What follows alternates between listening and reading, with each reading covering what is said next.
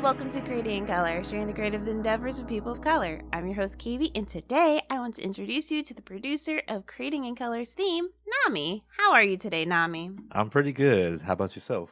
I'm doing well. Thank you so much for asking. So, what sparked your interest in music production? It kind of just started back in high school, really. A friend of mine gave me a copy of FL Studio, and things kind of just fell from there. I fell in love with the program and started messing around with it, and kind of just fell from there. And for those who might not know, what is FL Studios? Well, FL Studio is just a digital audio workstation for music production, but people also use it for sound design as well. I just use it for music production. Okay. Do you only produce music digitally, or do you have any interest, or do you know how to play any physical instruments at all? I used to play guitar when I was younger. Guitar? Yeah, electric guitar. Wow. But I haven't really integrated that into my music production now. I kind of just want to focus on the digital aspect because it's been long time since I actually picked up a guitar. I find it a little easier to work digitally. That's fair. Mhm. That's understandable. Can you walk me through your process? The process. I just play around with a few things and then see what sounds good. And I kind of just take my time with it. I also listen to other producers while I'm working to kind of give myself some ideas. Mm-hmm. Sometimes I'll keep the project going if it sounds good to me. Sometimes I just get rid of it if it doesn't sound good to me at all. Because I don't really like to stay on one thing. I like to just keep trying new things as I go along. Yeah, I heard. I don't remember how the saying goes, but I did hear of a saying that basically implies if something's not working and you've tried fixing it and it's still not working, then it's best to just move on. So it's good that you're not hung up on making sure one song works versus just I'm going to start all over. You know what I mean? Yeah, exactly. I just feel if it doesn't mesh with you all, then it's best to just forget about it and just move on to something else, Yeah. Just step away from it for a few moments and then just come back to it. Have you ever dabbled in any other creative practices? Other than graphic design, no. I've tried to draw before. That didn't really go anywhere for me. That wasn't really something that meshed with me growing up, so I kind of found my calling with the music production. You mentioned that you did graphic design. Do you want to go a little more into that? Oh yeah, sure. So that was something that kind of started back in college. I took a class in that, and I found out that pretty handy with Photoshop, kind of to the point where I was able to land a few minor jobs for money here and there. But that wasn't something I pursued, and honestly, I probably should have. Regardless, like I said, the music production was my calling, my true calling. So when I Right. found that, I was more into doing that than the graphic design. I might do more sometime in the future, but for now, the music's. Besides FL Studio, is there any other type of software, resources, education, or support you would recommend for anyone interested in learning music production? Honestly, the FL Studio is the only one I've used. I've heard Ableton's pretty good. I'm not too familiar with that though. I think that's for Macs mainly. I think you could use it on Windows, but FL Studio is the one I've known the most about. FL Studios, I feel like it's easier to learn if you want to get into music production. There's a whole bunch of tutorials on YouTube that I've looked at if you want to get into music production.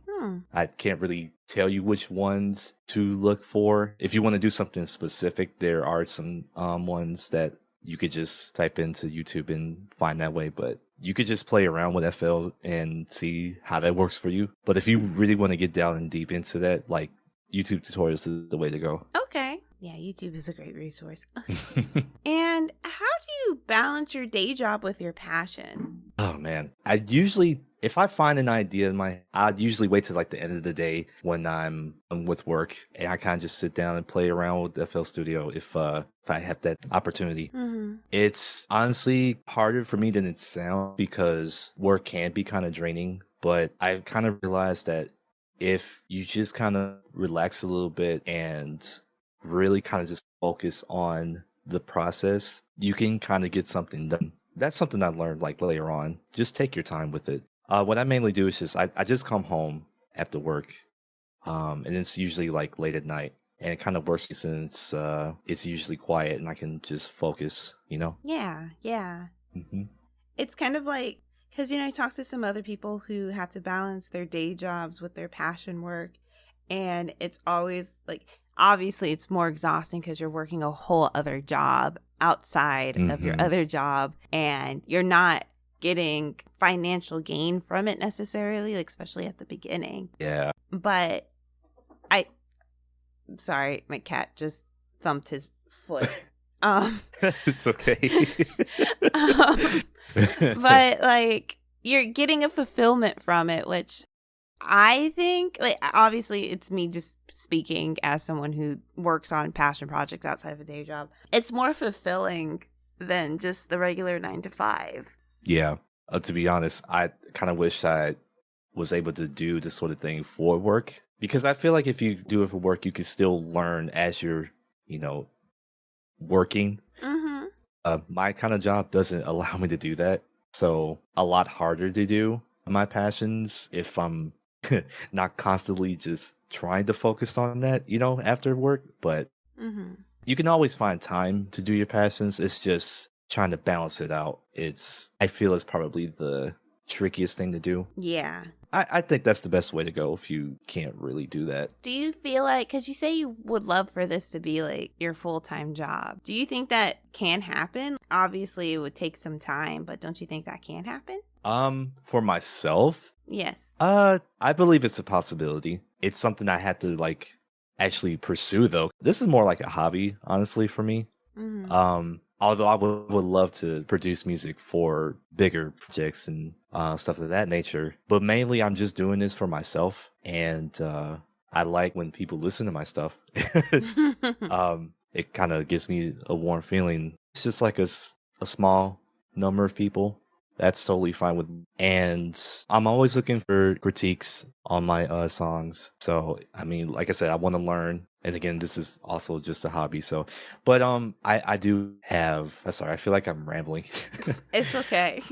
But I get you, though. I get you. Okay. It's work, but it's your hobby right now. Yeah. But you wouldn't mind if it became like your full-time job. It's just not necessarily your priority at the moment to make it your full-time job. Yeah. There's nothing wrong with that. Here in Creating Color, we support all different types of art and all different types of levels of art. Mm-hmm. And I specifically wanted you to be on the show because, for one, you created both season 1 and season 2, 3, 4's theme songs. That was all you're doing. And I've used your music for like my Twitch streams, and you created a theme song for like another podcast you have with one of your friends. And we're also working on a project. And am I a little biased because you're my friend? Of course. It's totally fine. But I even though you see it as just a hobby, I still very much appreciate you as a creative individual following and continuing to make work, because that is a lot of energy. So all that to say is I support you and I know you got this. I really do appreciate that. And like I said, don't be afraid to bash my work if if it comes down to it. Like if it sounds like really bad, don't be afraid to tell me. Like, you gotta do this thing. I'm pretty sure I've told you, but I think for the most part, your art is really good. I think you have, yeah. Yeah. So what was your upbringing like? Well, it's like, I guess, a normal upbringing. Both my parents got me into music growing up, got me into choir, church, and honestly did not like that. I think maybe that was like the entryway into my music. But I think it really came together when my dad got me my first guitar when I was, I believe, 10 years old. Okay. Yeah, my dad like really pushed me to play that. And then I found out later on that wasn't something I wanted to use for my music. I mean, don't get me wrong. I love the guitar. It's great, but yeah, I think okay. Well, how would you describe your music that you create? Oh, kind of like a mix of like EDM, maybe like some R&B, hip hop. I want to get into lo-fi and electro swing. I've been listening to a lot of those genres lately, so I kind of want to dabble into that. It's honestly, well, not specifically lo-fi, but I believe electro swing is a little bit harder to get unpacked. I mean, nonetheless, I still want to try it. Yeah. So, but yeah, I'd say mainly EDM and hip hop. I would agree with that. You didn't ask, but I would agree with that. And what do you feel are the next steps in your journey? That is kind of a tough question, honestly. Well, right now I don't really have too much of a plan. I do just plan on keep making new tracks. Maybe find some promoters, see if I can get my music out there. I also do plan on releasing a couple new albums. Are you going to do that 90s album that I told you to do? The 90s album? Yes. Oh, you know that what? has Creating a Color theme song in it. Remember how I made you album art? Yes. I do still plan on doing that. Okay. But I do want to do like a video game remix album. Or another one, I should say. Because I did release one EP like years ago. Video Games for Breakfast? Yeah. It's on my Bandcamp. I don't remember I have to find that later. Now is the time for rapid questions where I'll ask you a series of this or that or yes or no questions and you answer as soon as possible. Are you ready? I don't know. All right. What was your favorite childhood TV show, which I already know the answer to? Oh, that was Ed, Edd n Eddy. I knew it was going to be Ed, Edd n Eddy. Oh, you could tell? Yeah, oh, wait, I already know. You already knew that. Yeah, you do that already. If you could travel back in time, what period would you go to? Oh, that is a tough question, actually. I know. Probably to most of back in time is not good for us Black people. So it's right. Maybe to the like early 2000s. I think it was like at least for me, it was like a bit of time. You'd go back 20 years ago. Yeah, why not? Okay. I'm not really like. Because when you asked me that question, I'm thinking about the like the 1920s, 30s. I don't know if I should. Yeah, I don't know if that's a good shot. No, that's not a good time. Not at all. Not at all. Yeah. I'd go back to the 90s so I could try an Otter Pop. I think they still sell them, but they're not the same. Oh, yeah. I think so, yeah. What's your favorite season? Oh, fall. What's your favorite seasoning? You have to say it again because I didn't hear it. What's your favorite seasoning? Chew out again. Seasoning! You put it on food. Seasoning. Okay. Oh, man, seasoning. Ooh. I do love Italian seasoning. Italian seasoning. Yeah. I'm not even going to say paprika. Okay, moving on. Well, I mean, I was thinking like cayenne pepper or I kind of just went with Italian seasoning because that was the last thing I ate. You just ate Italian seasoning out of a bowl? No, of course not. I had it with something else, but I'm just saying that was the last thing I had. Okay. Paprika. Yeah, a little paprika. It is good. I will admit, it is good. What's your favorite number? My favorite number. Yeah. I never really thought of that. Is it 16? No. You know what it is? It's 24. Why? Well, the reason why is because for my 24th birthday, my mom got me this bracelet with my name on it. Aww. And I've never taken it off since. That's precious.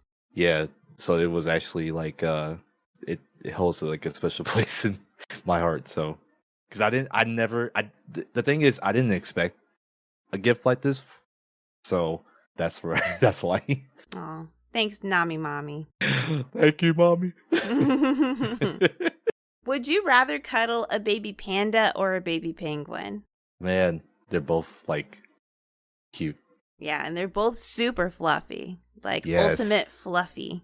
You know, maybe a penguin because wait, do I have to say why? I mean, you know what? Yes, you do. Oh man. Okay. I mean, okay, even though it's a baby, I kind of feel like baby pandas can still do like serious damage to you. So That's fair. I feel like a baby penguin wouldn't be able to do that. So Oh, okay. So basically, you feel like your strength would overpower the baby penguin. oh, of course. Well, I'm not trying to hurt the baby. Well, of course, but if the situation has come up and one of you must be victor. Look, if we're both hugging each other, then we're both the victors. That's true. There Love you go. conquers all. Ah, so yeah, the baby penguin. Okay, baby penguin. And give me a word that starts with the letter V. Victory. Yeah, I just said Victor. You can't say that. Oh. Okay. Venus. All right.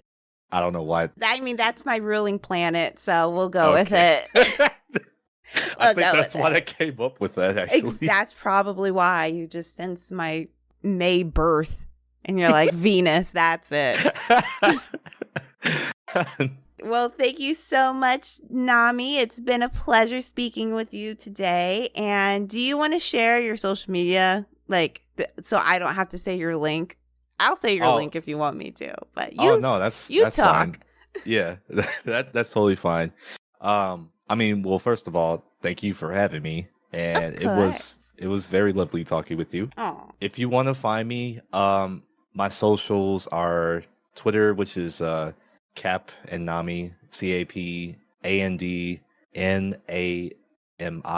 full thing, and then for SoundCloud is Namikaze. and that's Namikaze. Thank you. Yep. Because it's gonna take me a while to like spell it. I'm not really. I say that at the end of every episode, so I'm an expert now. Thank you. Mm-hmm. And thank you, the listener, for tuning in. If you're interested in supporting Creating Color, please follow us on Instagram, Twitter, and YouTube. And tell your friends and family about us. If you're interested in following me, you can find me on Instagram and YouTube at Maybe It's Kaybe. And thank you so much, Nami, for creating the ending theme. And, he already said where you could go. If you are interested in supporting Creating Color financially, consider a one-time or monthly donation through our PayPal or Ko-Fi account, ko-fi.com/creatingcolor, or purchasing Creating Color merch on Starring Studios. Links are available via our link tree. Before we wrap up, do you have any departing words of wisdom for everyone listening? Thank you everybody for listening to my music. I really appreciate it. That's pretty much it for me. Everybody go look for KB's things. She's great. Oh. And I appreciate everybody for listening. I also appreciate everybody for listening. And yeah, listen to more Nami stuff, okay? Yes, please. I would love for everyone to listen. Thanks so much. This has been Creating in Color. Keep striving, keep trying, keep creating. Bye. Bye. Tell your mommy I said. Oh,